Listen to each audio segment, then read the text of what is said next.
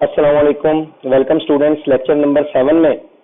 और आज के लेक्चर में हम स्टडी करेंगे कि डेटाबेस सिस्टम और जो 4 मेजर कंपोनेंट्स हैं डेटाबेस सिस्टम के वो क्या है। एक डेफिनेशन देखते हैं कि डेटाबेस सिस्टम की डेफिनेशन मैंने आपको डीबीएमएस वाले में भी बताई थी, लेकिन 4 मेजर कंपोनेंट्स वाला क्वेश्चन भी इसका बड़ा इंपॉर्टेंट है, तो हम इसे डिस्कस करते हैं। फर्स्ट ऑफ ऑल हम देखते हैं कि एक डेटाबेस सिस्टम हमारे पास है क्या।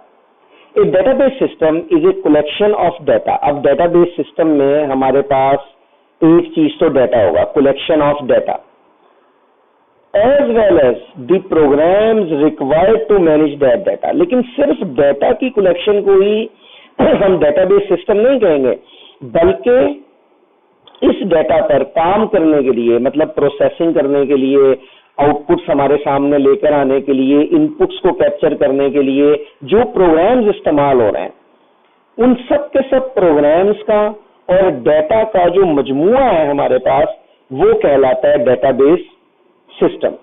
The main purpose of this system is to maintain data. अब इसका बुनियादी मकसद क्या है? तो उस डाटा को मेंटेन रखना जो हमारे पास है, and provide it to user when required. और जब यूजर को उसकी जरूरत है उसे प्रोवाइड करना। एक डेटाबेस सिस्टम किस लिए बनाया जाता है? यूजर्स के लिए बनाया जाता है ताकि वो उसे इस्तेमाल कर सकें।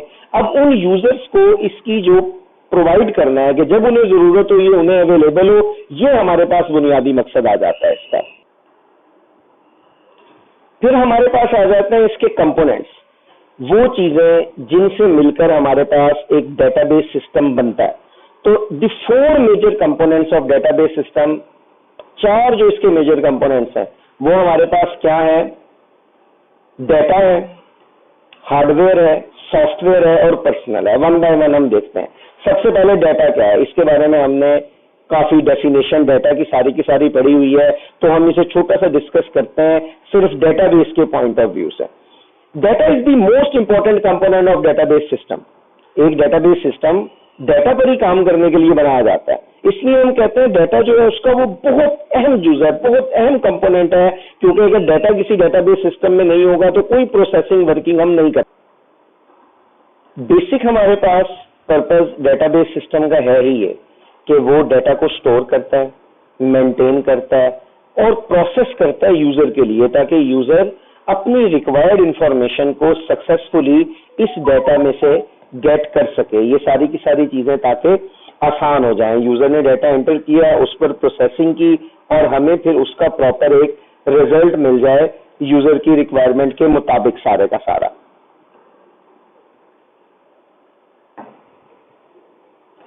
देन हार्डवेयर आ जाता है, कॉमन बात है, इसलिए मैंने इसे इतना डिटेल एक्सप्लेन नहीं किया।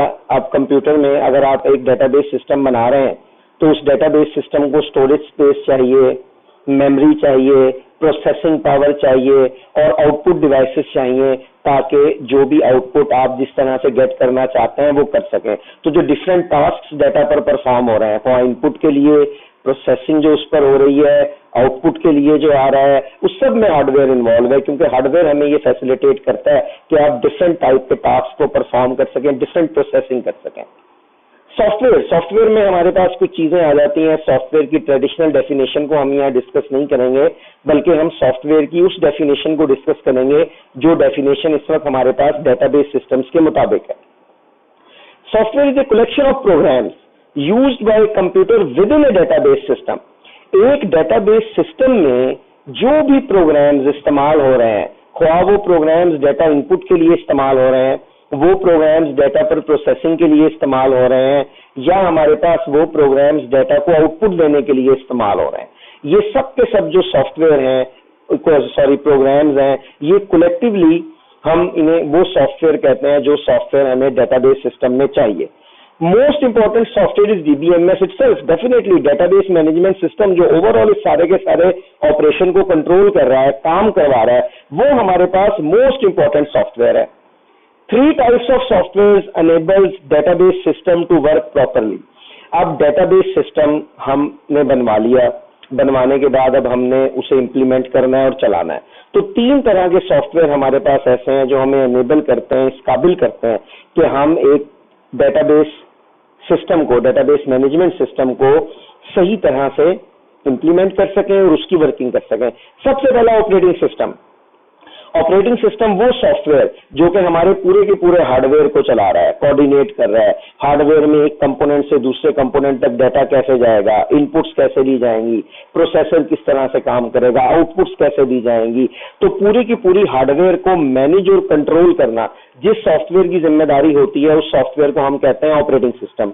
आमतौर पर हम इस विंडोज कह लें, क्योंकि हम अपने कंप्यूटर्स में विंडोज ही यूज करते हैं, लेकिन हमारे पास बहुत सारे ऑपरेटिंग सिस्टम है। आगे हम अपने लेक्चर्स में जब ऑपरेटिंग सिस्टम वाला चैप्टर पढ़ेंगे, उन डिटेल्स तक जाएंगे तो वहां इन्हें देखेंगे भी इंशाल्लाह। और फर्स्ट ईयर में आपने जरूर पढ़ा होगा ऑपरेटिंग सिस्टम, उसके एडवांटेजेस और वो क्वेश्चन, तो वहां से हमें पता होता है कि ऑपरेटिंग सिस्टम है क्या। फिर डीबीएमएस सॉफ्टवेयर, वो सॉफ्टवेयर जो कि ओरिजिनली हमारे डेटाबेस मैनेजमेंट सिस्टम को चला रहा है, जिसमें डाटा आ जाता है, कलेक्शन ऑफ ऑल प्रोग्राम्स आ जाते हैं जो उसे मैनेज कर रहे हैं, वो आ गया हमारा डीबीएमएस सॉफ्टवेयर। तीसरा एप्लीकेशन प्रोग्राम्स, वो प्रोग्राम्स जिनके जरिए आप डेटाबेस को एक्सेस कर रहे हैं। अगर हमने अपना रोल नंबर देकर रिजल्ट चेक करना है तो वो रोल नंबर जहां दिया जा रहा है वो एप्लीकेशन प्रोग्राम है। प्रोसेसिंग होने के बाद डेटाबेस में से जो रिजल्ट हमारे सामने जिस तरह से आ रहा है वो एक एप्लीकेशन प्रोग्राम्स है। तो वो प्रोग्राम्स जिनके जरिए हम डेटाबेस मैनेजमेंट सिस्टम में डेटाबेस को एक्सेस कर रहे हैं वो हमारे पास एप्लीकेशन प्रोग्राम्स हो गए। आखिरी आ जाता है हमारे पास पर्सनल, वो लोग जो डेटाबेस को इस्तेमाल कर रहे हैं। The people related to database system is called personal. जो भी लोग डेटाबेस सिस्टम को यूज कर रहे हैं, इससे रिलेट है मुख्तलिफ टाइप्स के, वो हमारे पास पर्सनल कहलाते हैं। Different types of person in a database system are as follow. सबसे पहले डेटाबेस एडमिनिस्ट्रेटर, वो शख्स जो आप समझ लें पूरे के पूरे डेटाबेस सिस्टम को एडमिनिस्ट्रेटर करता है, उसके हर काम को मैनेज करता है, उसके हर ऑपरेशन को सही तरह से परफॉर्म करवाना उसकी जिम्मेदारी होती है। वो देखता है कि डेटाबेस मैनेजमेंट सिस्टम सही तरह से काम कर रहा है या नहीं कर रहा, उसमें कोई फ्लॉ है, कोई एरर है तो वो क्यों है, उसे कैसे रिमूव किया जाएगा। ये सारे के सारे काम डेटाबेस एडमिनिस्ट्रेटर के होते हैं। फिर एप्लीकेशन प्रोग्रामर, वो लोग जो कि ऐसे एप्लीकेशन सॉफ्टवेयर बनाते हैं या प्रोग्राम्स बनाते हैं जिनके जरिए हम डेटाबेस को एक्सेस कर सकते हैं, उस तक इंफॉर्मेशन डाटा को पहुंचा सकते हैं, आने वाली इंफॉर्मेशन को गेट कर सकते हैं। तो वो जो एप्लीकेशन प्रोग्राम्स बनाए जाते हैं, सॉफ्टवेयर बनाए जाते हैं, वो हमारे पास एप्लीकेशन प्रोग्रामर बना रहे होते हैं। फिर एंड यूजर्स, वो लोग जो सिर्फ इसे इस्तेमाल करते हैं। अब अगर मैं इंटरनेट पर अपना रिजल्ट चेक करता हूँ, मैं एंड यूजर हूँ, मैंने सिर्फ और सिर्फ रोल नंबर दिया, रिजल्ट चेक कर लिया। हमारे मोबाइल में जो फोन बुक है वो एक डेटाबेस है। अब हम सिर्फ उसमें या तो नंबर स्टोर करते हैं या उससे नंबर गेट कर सकते हैं। हम क्या है, एंड यूजर्स हैं, कि हम एक बने हुए सिस्टम को इस्तेमाल कर रहे हैं, तो हम एंड यूजर हैं। तो स्टूडेंट्स, ये टॉपिक यहीं तक था, बड़ा इंपॉर्टेंट है, अच्छी तरह आपने इसे पढ़ना है। कोई सवाल हो तो पूछना है इंशाल्लाह।